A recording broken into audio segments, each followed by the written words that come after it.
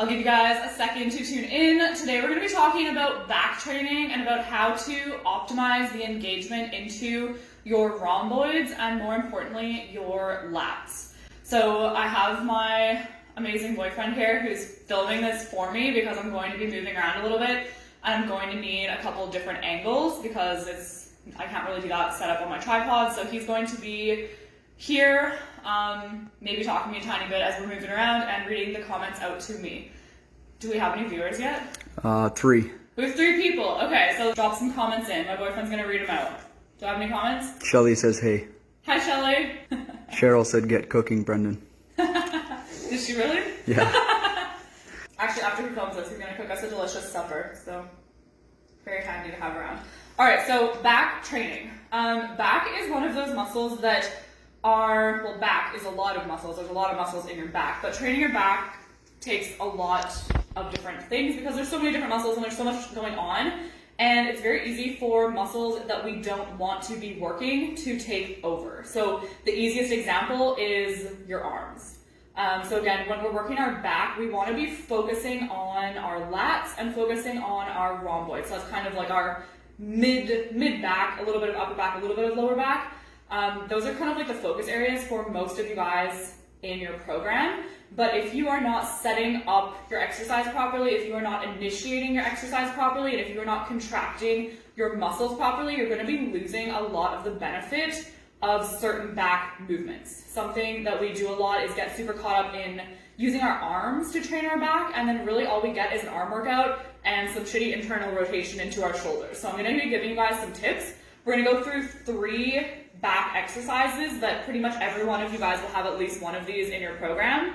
And you can apply these concepts to almost all back training, and a lot of these concepts you can apply to pretty much every exercise in general. So again, just to go over the anatomy, when you're training your back, it's really important to have a very basic understanding of where you're working in your body. So your lats are kind of like that wing-shaped muscle that goes along your back. So basically, it originates along your spine, kind of like it's your thoracic spine, like T7 to T12. It originates along your spine, and then it connects at the top of your humerus up here. So in order to train, as you guys know, all we're doing is lengthening and shortening our muscles. So your rhomboids, they're more in the middle of your back. They're gonna be right against your spine, a little bit higher up. They're like your thoracic spine T2 to 5, I think. And then they insert along your scapula. So your scapula is your shoulder blade. So your rhomboids are those 2 big, thick muscles that run along the middle of your back, and your lats are the wing-like ones that kind of come from your arm and wing down your spine. Hopefully that makes sense. If that makes sense so far and you're watching, just let me know in the comments. So we're going to start with going over a bent over row because maybe not, at least half of you guys, I'd say, are doing home-based training. So bent over row variations are going to be kind of your go-to for a home-based back workout. So when you are doing any back exercise, when you are doing pretty much any exercise in general, there's kind of a little, what's it called? An anagram or something? I don't know, when you have letters. So I just like to say it's SICC.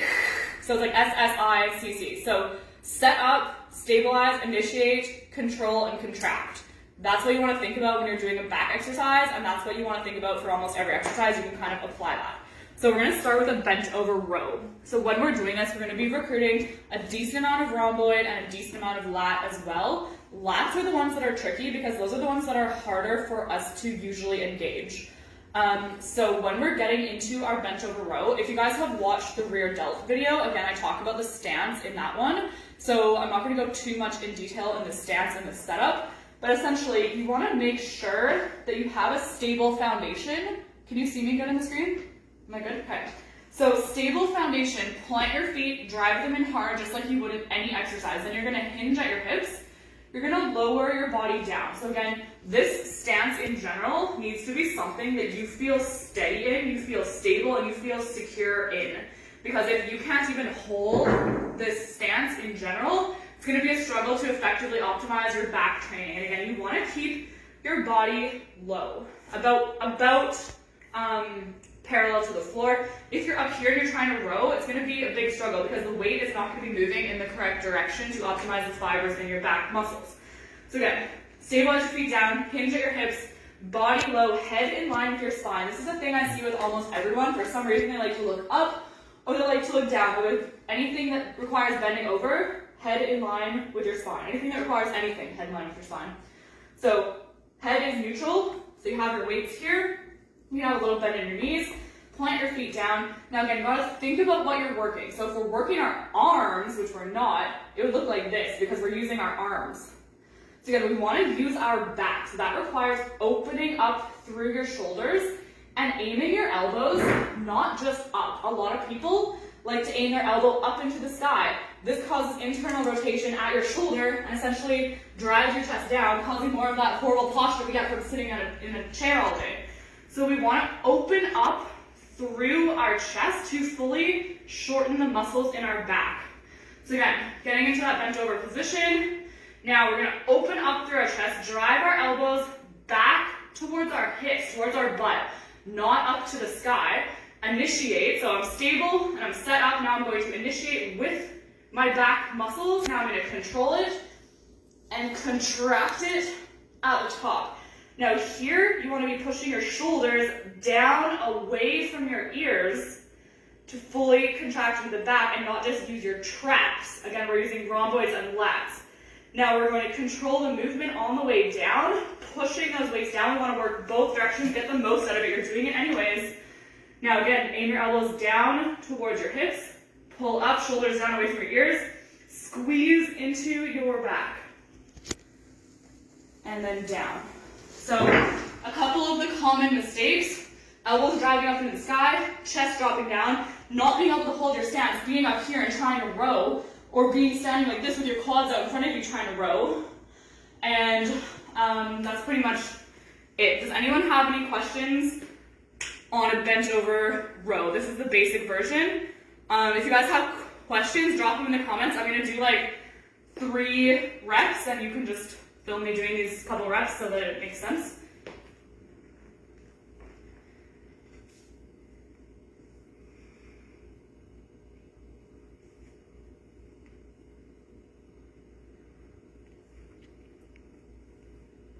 Do you have any comments? Cheryl said, love those what not to do actions. All right, so hopefully that makes sense for that one. We're gonna move on to the rope lat pull. So you can come this way.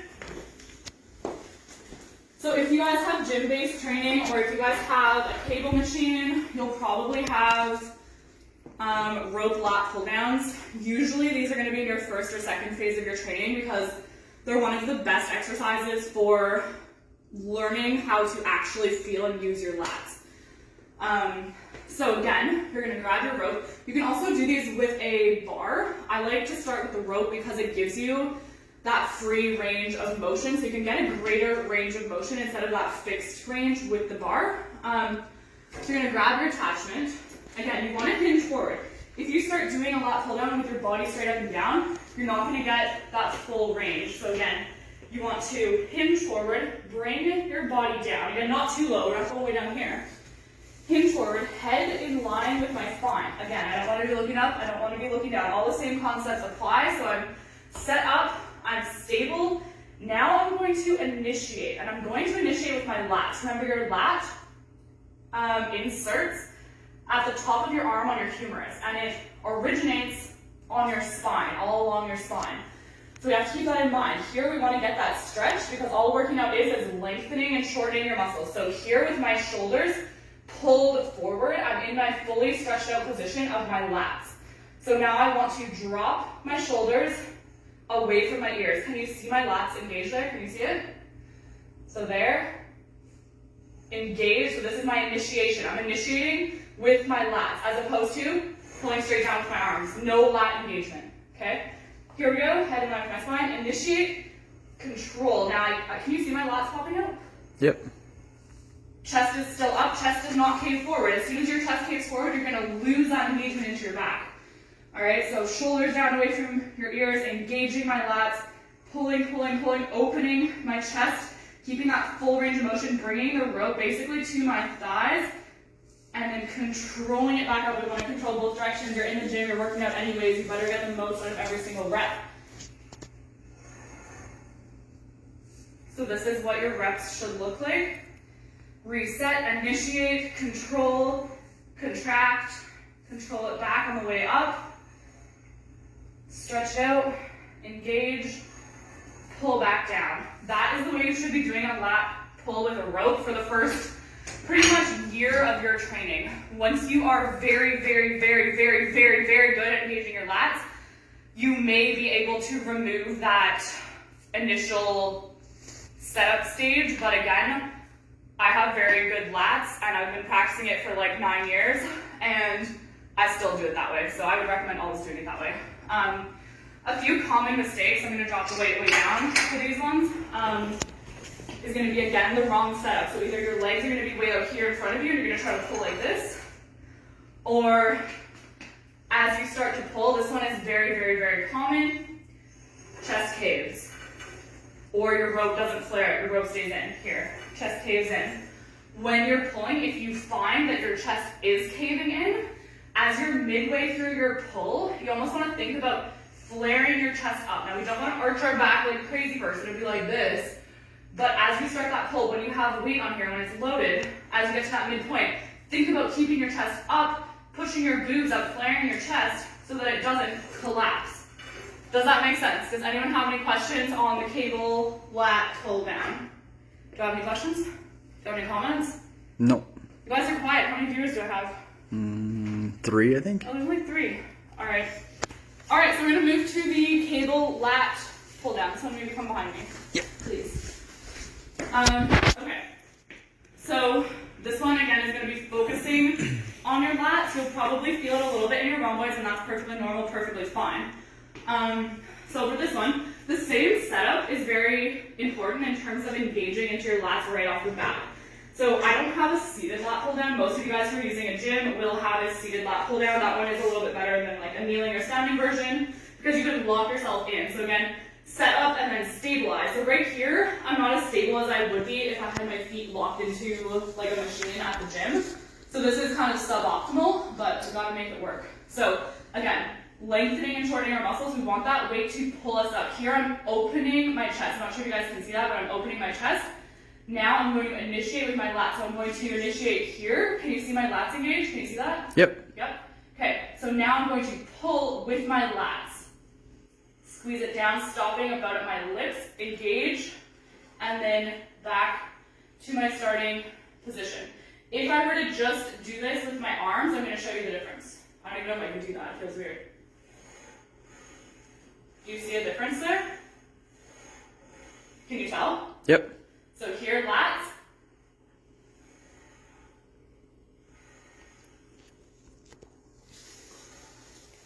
Can you see that? And now arms. Can you tell? Yeah. Okay, good.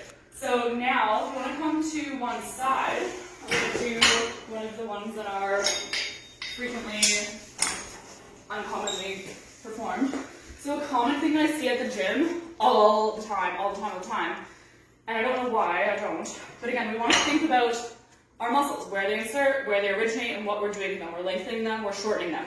Keeping good posture in your back training especially is so important because if your chest is closed, you cannot fully contract your back muscles. It is impossible, you cannot. So if you are one of those people who just have internally rotated shoulders, you need to work on that. You need to work on opening your chest, you need to work on stretching out your chest, you need to do postural exercises and primers to get engagement into your back because it's not going to be optimal until we can address that imbalance. Okay, so what I see a lot at the gym, people set up their lat pull down, it's super light now, and then they pull down and they pull it down to here and they start doing this.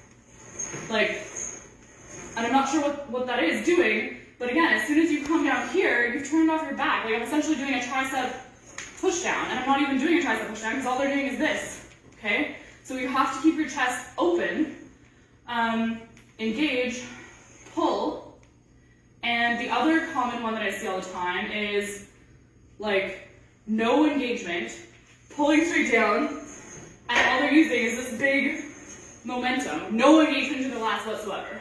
Does anyone have any questions? I think I covered pretty much everything. Do I have any questions? I'm gonna check my notes here. Nope. Yeah, I think that's it. If you guys have any problems engaging your lats, drop a comment, let me know, and we will work on it, because lats are a more tricky one to engage. Your rhomboids, essentially all you have to do is pinch your shoulder blades together and push your shoulder blades down. All right, that's it for this one. Hopefully you guys learned something. Let me know in the comments what you learned, if this was helpful. And Paulette, we'll see you tomorrow because she's doing her live stream. And that's it. Thank you guys for watching.